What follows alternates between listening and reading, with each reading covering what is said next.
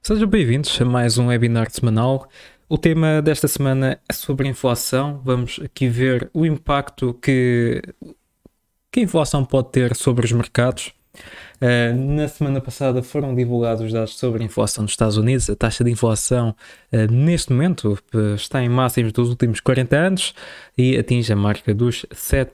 Portanto, vamos aqui ver que impacto é que a escalada dos preços pode ter nos Estados Unidos e não só, e também, portanto, como é que o investidor se pode posicionar no mercado. Vamos então aqui dar início à nossa apresentação. Vamos aqui, em primeiro lugar, perceber o que é que o facto de termos uma taxa de inflação elevada pode simbolizar então para os mercados. Tal como estava a dizer, a inflação nos Estados Unidos foi divulgada na semana passada, atingiu máximos dos últimos 40 anos, como aqui podemos ver no gráfico, e conseguimos ver que de facto causou alguma volatilidade na maior parte dos mercados. Se observarmos aqui um dado curioso é o facto de a inflação neste momento não se basear apenas no preço dos combustíveis, não se basear apenas no setor energético.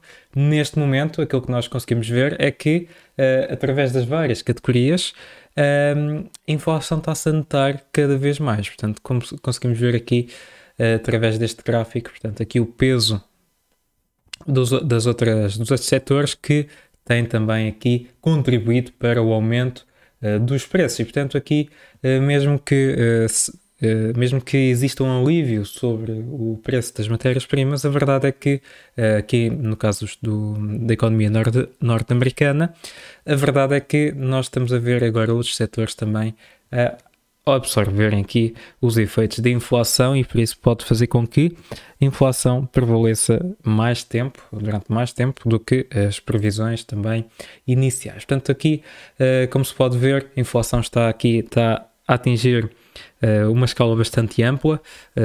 Como estava a dizer no início, inicialmente ela focava-se praticamente apenas num setor, numa categoria. Neste momento está-se a alastrar para outros. Enquanto que na Europa o aumento da inflação é em grande medida resultado das políticas em torno do clima. Portanto, aqui, naturalmente, que aqui a transição para as energias renováveis está aqui a causar alguma pressão sobre os preços das matérias-primas e, no caso da Europa, o aumento da inflação tem sido motivado por estes motivos.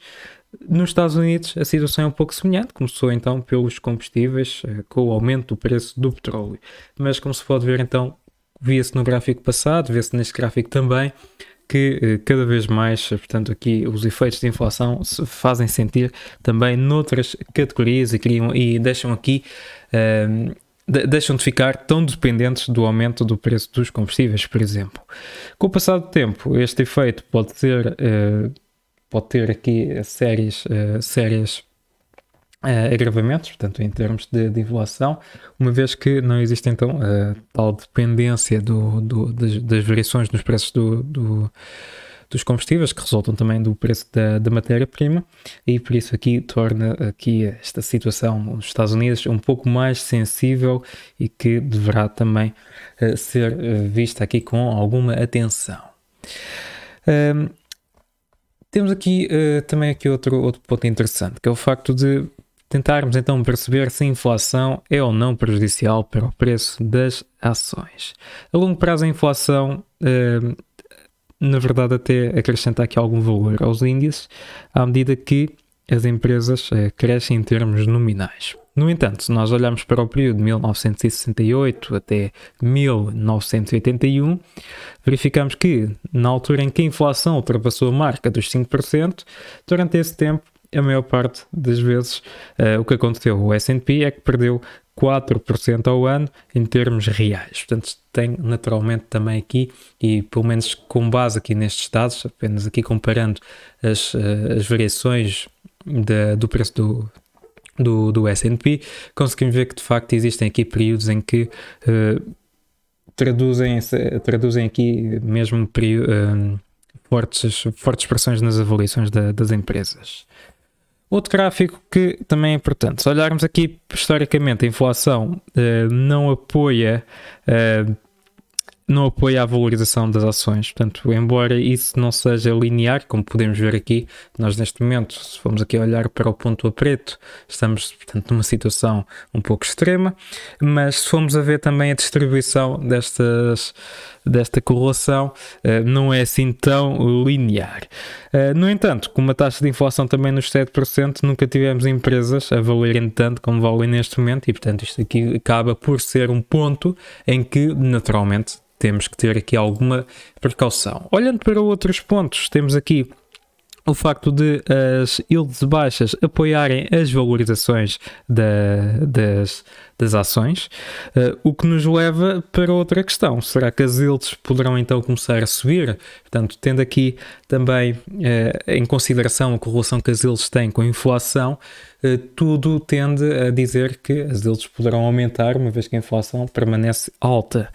Portanto, aqui é um ponto em que é importante também acompanhar, uma vez que as yields continuam baixas, ainda não reagiram de forma a que, bom, pegando apenas na questão da inflação, portanto, deveriam reagir.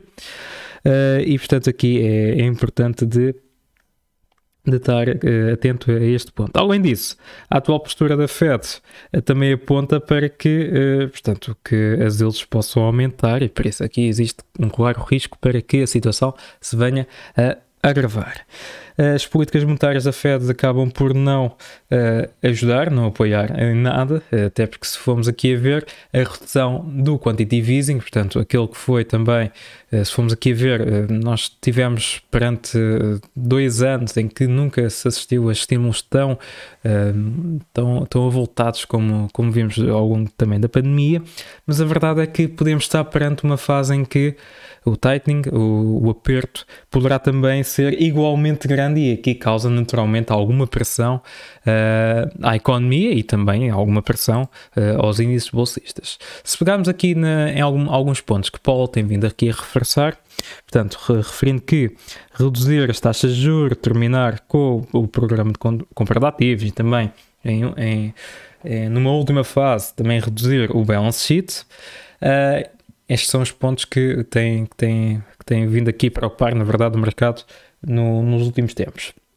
Mas se olharmos também para outros aspectos, acho que é importante aqui observarmos para termos uma perspectiva um pouco mais abrangente. Ora, na semana passada, Paul referiu que espera que possa existir aqui algum alívio no lado da oferta, portanto aqui nomeadamente no lado das cadeias de distribuição, que acabam por ser um dos pontos que mais tem pesado nesta matéria, e também em última análise Paul já disse que a Fed irá utilizar as ferramentas que forem necessárias para travar então o aumento dos preços. Outro ponto aqui importante, e este aqui acaba por também justificar grande parte das recentes movimentações que nós assistimos no mercado, a partir do ponto em que foi anunciado ou começou a ser dito que existe de facto a possibilidade da balance sheet começar a ser reduzida ainda este ano da Fed. A liquidez parece ser um ponto crucial para o mercado. Já vimos que ao longo destes últimos 2 anos vimos avaliações das empresas e numa escala até bastante ampla da maior parte dos ativos, devido aqui ao excesso de liquidez no mercado. E uma vez que, se de facto existir aqui uma situação em que se registre igualmente também uma redução aqui desta liquidez, pode criar naturalmente e pode ser doloroso para o mercado. Isto foi algo que aconteceu em 2018.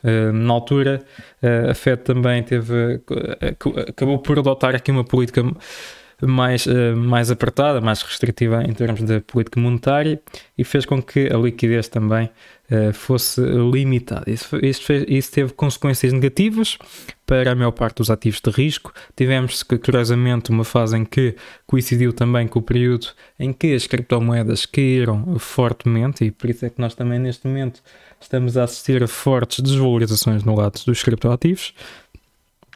Mas, em contraste, o período de 2019 e 2021, portanto, tal como eu estava aqui também a dizer, resultaram de períodos onde nunca houve tanto dinheiro em circulação como houve nestes tempos. Portanto, isto aqui acaba por também ser um dos motivos pelos quais há necessidade de haver aqui alguma retirada dos estímulos. Por outro lado, no entanto, aliás, a Fed poderá adiar esta decisão se dois cenários acontecerem. O primeiro será se se houver uma resolução sobre os problemas das supply chains, portanto aqui das cadeias de distribuição. Por outro lado, se a economia começar a dar sinais de abrandamento, isso faz com que também, à partida, a inflação caia, uma vez que a procura irá começar então a reduzir, e portanto aqui também poderá ser um dos pontos em que a Fed deverá ter uma postura menos agressiva. Durante esta semana serão aqui divulgados dados importantes, começando pelo dia de hoje do Banco do Japão.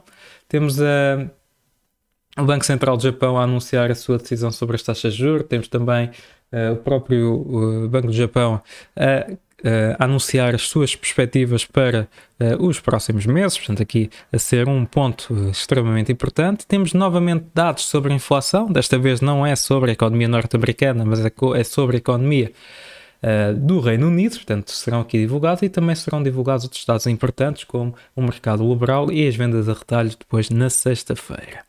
Para terminar, temos também as decisões novamente do Banco da Turquia. A lira turca tem estado a registrar períodos de elevada volatilidade.